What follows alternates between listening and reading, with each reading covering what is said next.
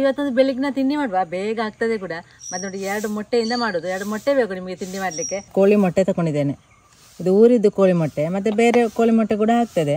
ಬೆಳ್ತಿಗೆ ಹಾಕಿ ಇದರಲ್ಲಿ 2 ಗ್ಲಾಸ್ ಉಂಟು, ಅಂದ್ರೆ ಅರ್ಧ kg ಆಗೋಷ್ಟು ಉಂಟು. ಇದು ರಾತ್ರಿ ನೆನೆ ಇಟ್ಟಿದ್ದೇನೆ. ನೆನೆ ಇಟ್ಟು ಚಂದ ಮಾಡಿ ತೊಳೆದು ತಂದದ್ದು. ಒಂದು ಸ್ವಲ್ಪ ತೆಂಗಿನ ತುರಿ ಬೇಕು ನೋಡಿ. ಅರಶಿನ ಹುಡಿ ಸ್ವಲ್ಪ ತಗೊಂಡಿದ್ದೇನೆ, ಯಾಕೆಂದ್ರೆ ಮೊಟ್ಟೆ ಹಾಕುದಲ್ಲ ಅದಕ್ಕೆ. ಸ್ವಲ್ಪ ಕೊತ್ತಂಬರಿ ಬೀಜ, ಸ್ವಲ್ಪ ಜೀರಿಗೆ, ಜಾಸ್ತಿ ಬೇಡ, ಸ್ವಲ್ಪ ಸ್ವಲ್ಪ ಸಾಕು.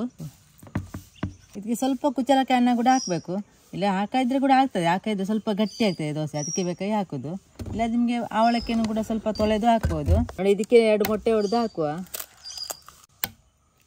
ಮೊಟ್ಟೆ ಹಾಕಿದ್ರು ಕೂಡ ಮಾಡ್ಲಿಕ್ಕೆ ಆಗ್ತದೆ. ಇದಕ್ಕೆ ಸ್ವಲ್ಪ ನೀರು ಹಾಕಿ ಗ್ರೈಂಡ್ ಮಾಡಿ ತರುವ. ಗ್ರೈಂಡ್ ಮಾಡಿದ ಹಿಟ್ಟಿಗೆ ಸ್ವಲ್ಪ ಕರಿಬೇವು ಸೊಪ್ಪು, 2 ಕೆಂಪು ಮೆಣಸು ತಗೊಂಡಿದ್ದೇನೆ, ಚಿಕ್ಕ ಚಿಕ್ಕ ತುಂಡು ಮಾಡಿ. ಇದನ್ನು ಒಟ್ಟಿಗೆ ಹಾಕುವ.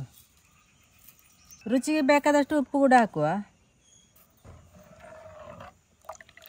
ಮತ್ತು ಇದಕ್ಕೆ ಗ್ರೈಂಡ್ ಮಾಡುವ ನಿಮಗೆ ಈರುಳ್ಳಿ, ಸ್ವಲ್ಪ ಬೆಳ್ಳುಳ್ಳಿ ಕೂಡ ಹಾಕ್ಬೋದು.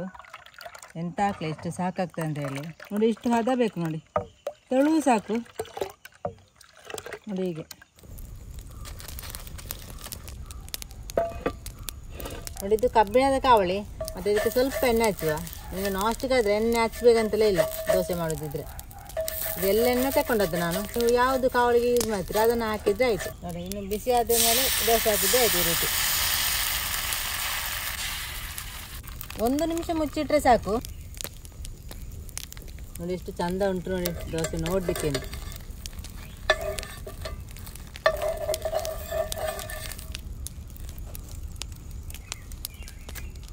ನೋಡಿ, ವಾಪಸ್ ದೋಸೆ ಮಾಡುವಾಗ ಎಣ್ಣೆ ಹಚ್ಚಬೇಕಿಲ್ಲ, ಅದು ಎದ್ದೇಳುದಿಲ್ಲ. ಇದು ಕಬ್ಬಿಣದ ಕಾವಲಿ, ಹಾಗೆ ಬೇಗ ಎದ್ದೇಳುದಿಲ್ಲ.